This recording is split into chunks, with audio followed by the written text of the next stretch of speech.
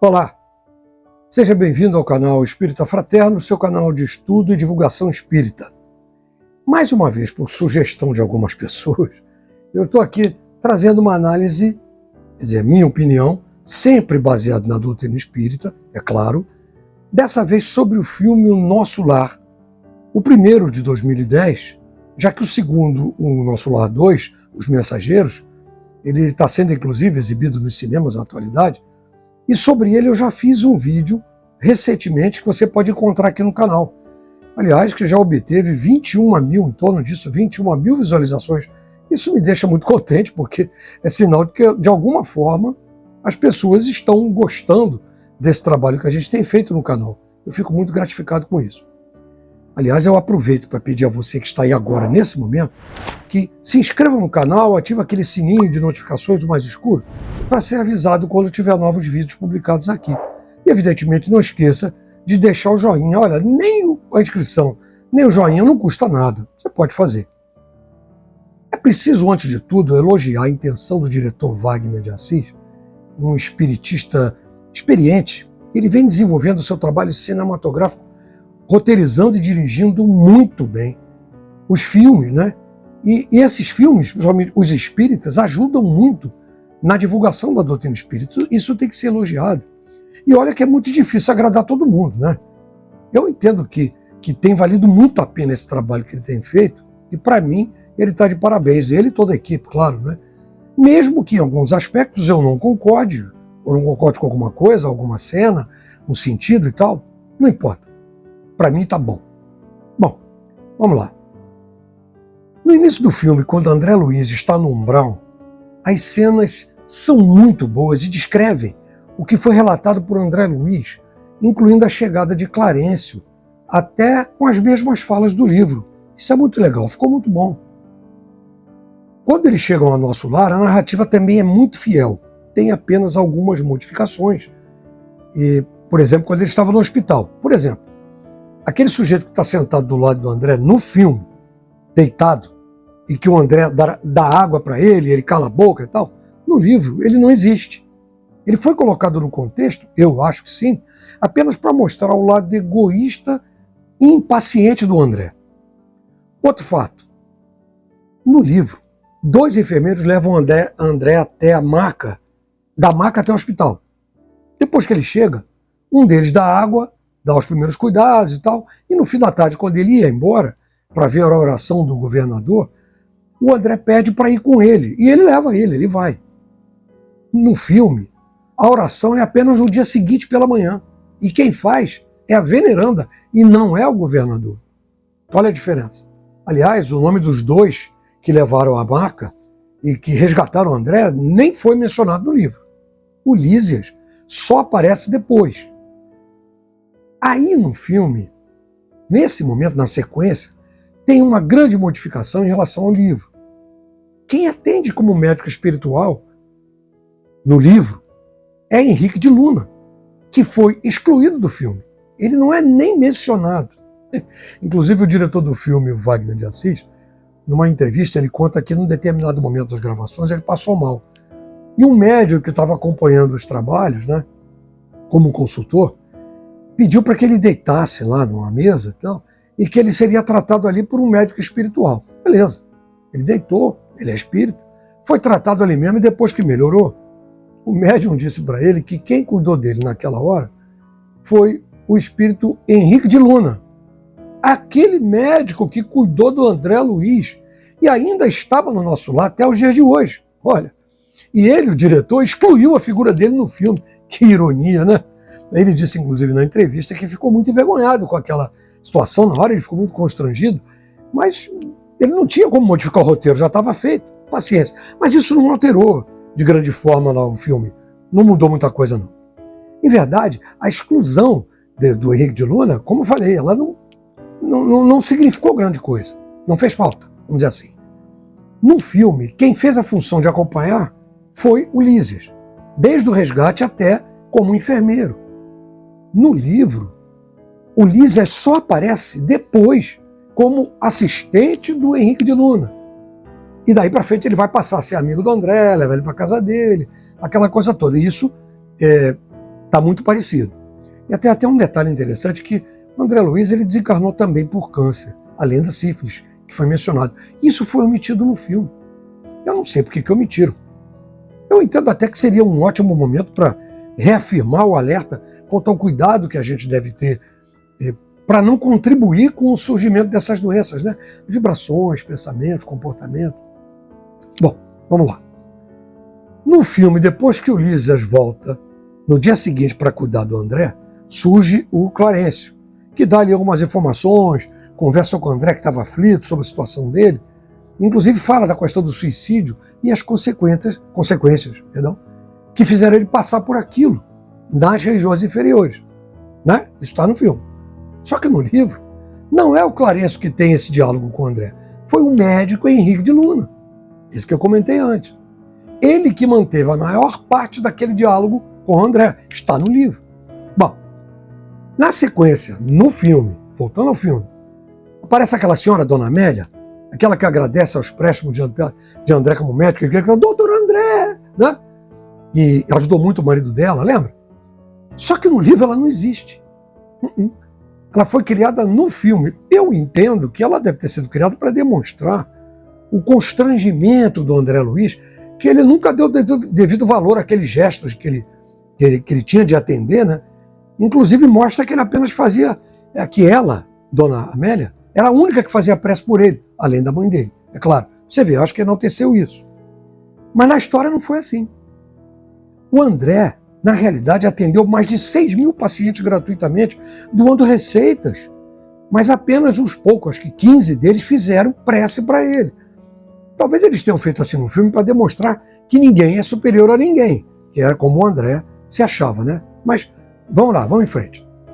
No filme, o André vai ao Ministério da Comunicação e encontra Emmanuel, que indica que André procure o Genésio no Ministério do Esclarecimento, da Regeneração. Não, do Esclarecimento, se não me engano.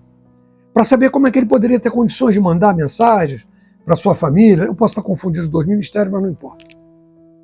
Aqui, para mim, nesse momento, tem o grande erro. Aí eu digo que é um erro.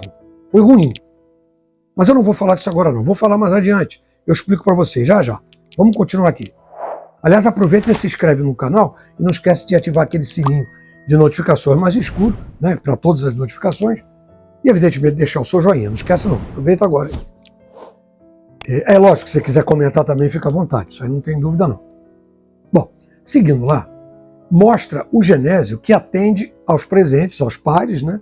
E dá até uma lição de humildade para o André, que ele queria furar a fila. Depois de ele atender todo mundo que estava naquele auditório, ele chamou o André e uma senhora e começa a conversar sobre como é que funciona, bônus hora, o que é necessário para poder enviar mensagens, para visitar as pessoas da Terra e tal, e outras coisas do tipo. Só que no livro é bem diferente. O André procura o Clarencio por indicação do Lísias. E é o Clarencio que atende daquela forma aos pares. Ele faz daquele jeito realmente, mas é o Clarencio. Explica como é que tudo funciona. Aliás, nesse momento o Clarencio até explica para ele que ele tem muitos débitos a resgatar, mas também teve méritos. Aí começa comenta aquela situação dos 6.000 atendimentos que ele fez, sobre os 15 pacientes que fizeram prece para ele. Viu a diferença? Bom, o André, ansioso para trabalhar, é indicado pela Dona Laura, mãe do Lísias, para que ele vá ao Ministério da Regeneração para se habilitar ao trabalho que ele deseja. Aí a Dona Laura pede a um amigo, Rafael, que esse acompanhe o André Luiz até lá, né? E lá ele é recebido pelo Genésio, aquele Genésio, que foi o Paulo Goulart no filme, né? Que é um dos ministros de lá. Só nesse momento que aparece o Genésio. E diga-se passagem, é ele que diz aquela célebre frase que a gente escuta muito: quando o discípulo está preparado, o pai envia o instrutor. E a principal, quando o servidor está pronto, o serviço aparece. Não é isso? Vocês conhecem? Claro que sim.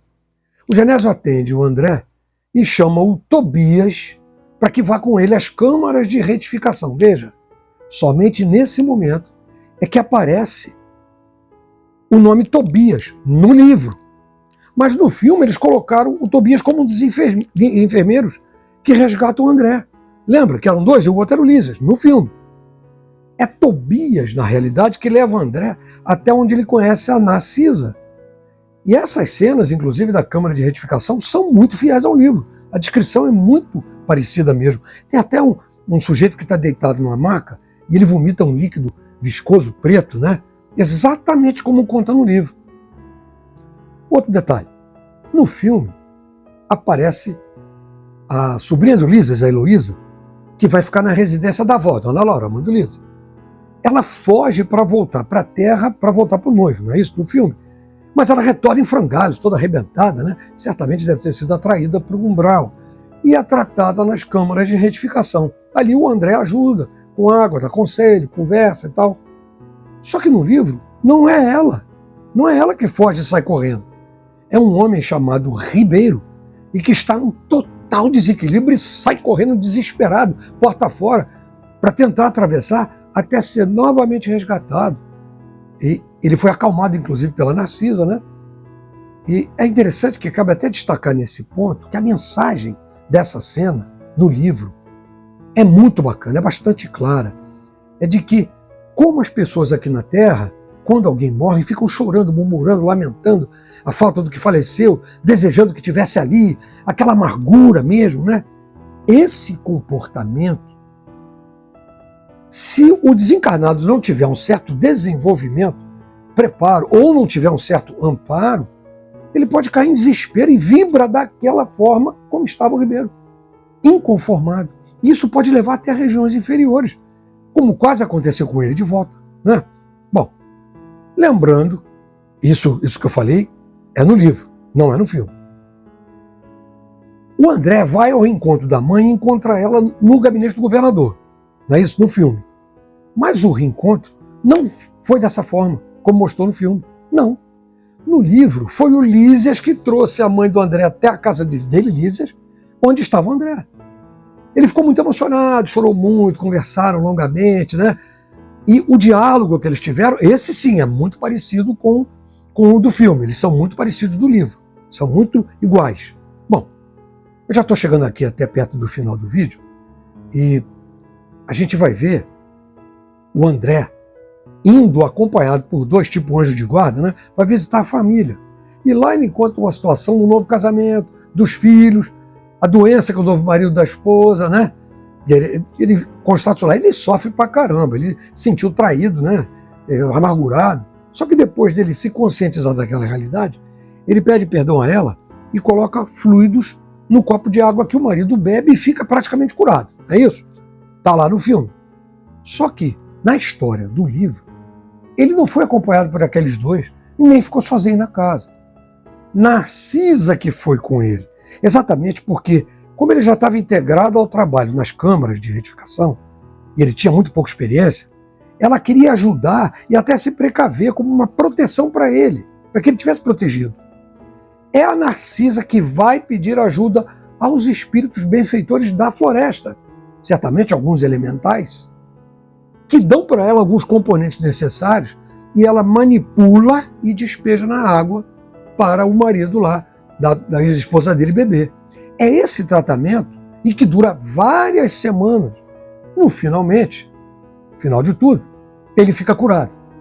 Essa cena da água fluidificada pelo André é até estranha e eu acho que um pouco contrária aos que os espíritos ensinam. Veja que pelo pouco tempo e experiência do André, ainda carente de um equilíbrio maior, ele poderia até fluidificar a água, mas não ao ponto de fornecer a cura a um doente. Não. Poderia sim, como fez, orientado e conduzido por um mentor, que foi no caso da Narcisa. Aí sim, ela fazendo essas propriedades e fluidificando aquela água e criando uma cura. Bem, vamos seguir. Lembra que eu falei lá atrás que ia destacar um grande erro que eu achava que era do filme?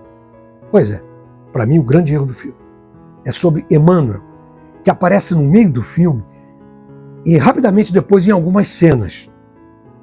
Emmanuel não é citado em nenhum momento no livro Nosso Lar e nem tampouco ele é ministro, como ele é apresentado no filme, como se fosse o responsável por todas as comunicações. O que não é verdadeiro, não está na história do Nosso Lar. Não é assim. E no filme, ele aparece até com uma roupa que lembra um senador romano, né? como ele foi na época da encarnação, próximo da época do Cristo e tal. E até uma outra modificação muito estranha na fala dele, quando ele está conversando com um jovem que queria enviar a carta para a mãe, e ele informa para esse jovem que há um médium que já está pronto para receber mensagens. Está dando a entender que esse médium não tinha feito mensagens antes. Mas não é verdade, até porque Chico já psicografava desde 1932. E aquela época do livro foi de 1939 a 43, que aconteceu aquilo ali. O nome Emmanuel é somente mencionado no livro, no prefácio, por escrito, por ele mesmo. Quer dizer, ele que escreveu, apresentando a obra e o trabalho excelente feito por André Luiz. Essa entrada do Emmanuel no filme é que, sinceramente, eu não gostei. Mas, no final das contas, quem sou eu para gostar ou não gostar, né? Não é por aí. Bom, para praticamente encerrar aqui esse vídeo, fica uma questão que até hoje ninguém resolveu e eu acho que você também não deve saber. Quem foi André Luiz como encarnado? Quem foi? Muitas especulações já foram feitas e há aqueles que dizem que Chico Xavier teria afirmado que André foi Faustino Esposel. Ele era um médico sanitarista, morava na região da Tijuca, próximo ao Maracanã, no Rio de Janeiro, e que tinha sido inclusive presidente do Flamengo, do clube de futebol do Flamengo em 1920. Outros que conviveram pessoalmente com Chico Xavier, inclusive Valdo Vieira, que psicografou várias obras com ele, disseram que o Chico revelou para eles que o André teria sido Carlos Chagas, que foi desencarnado em 1934. Ele é muito conhecido no Brasil, porque foi o descobridor do diagnóstico da doença de Chagas, aquele protozoáriozinho, ele que descobriu. Ele, Carlos Chagas, teria dito, também segundo as informações do Chico, que a passagem que tem no livro e no filme pelo umbral não teria sido nessa última encarnação dele, sim numa anterior, e que ele modificou para colocar no livro. Eu, particularmente, creio na afirmativa de que ele era Carlos Chagas. Muito mais pela credibilidade das fontes. Eu acredito, realmente eu acredito. Mas isso não importa, não vai mudar nada. Aliás, uma informação importante, que em 1943, quando Emmanuel fez o prefácio do livro, o André apareceu para o Chico, quer dizer, o Carlos Chagas, e avisou que ele ia usar outro nome. O Chico, evidente, já sabia que ele era Carlos Chagas, né? E que Carlos Chagas, então, adotaria o nome do meio-irmão do Chico, que dormia do lado dele na cama. E esse nome era André Luiz. Mas como forma de proteger a figura do Chico, do que ele chamou de problemas que aconteceriam mais adiante. Olha só, e realmente, em 1944, quando foi publicado o livro Nosso Lar, o Chico foi processado pela viúva do Humberto de Campos, que estava reivindicando direitos autorais dos livros assinados por Humberto de Campos, né? E a partir daí, inclusive, Humberto passou a se assinar os livros como Irmão X. Evidentemente, o Chico foi inocentado, sem problema nenhum. Quer dizer, para evitar outro tipo de constrangimento, tanto a Chico quanto a doutrina, é que Carlos Chagas resolveu usar o nome André Luiz, e usa até hoje, até para proteger a família, né? Isso é evidente. Bom, minha gente, é isso aí.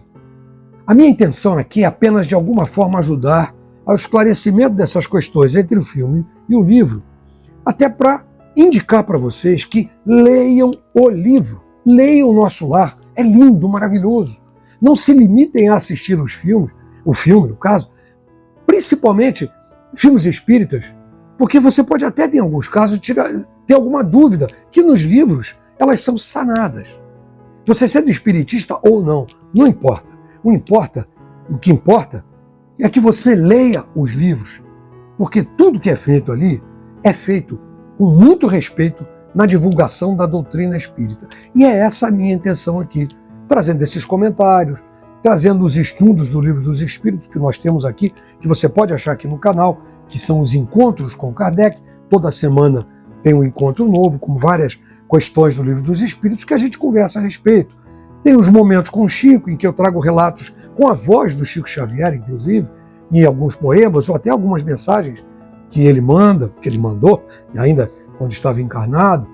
Tem toda aqui uma sorte de material para vocês verem a respeito da doutrina espírita. Então, fica à vontade. Agradeço muito estarem aqui até esse momento. Sempre eu peço, não esqueça, se inscreva, ative o sininho, deixe o joinha. Se quiser comentar, fique à vontade. Será um prazer responder e eu respondo a todos os comentários, mesmo que eu não concorde, porque eu respeito a todos que estão aqui vendo e todos que colocam aqui o seu comentário. Sem dúvida nenhuma, de alguma forma, ele é benéfico. Muito obrigado a todos. Até o próximo vídeo. Fiquem na paz.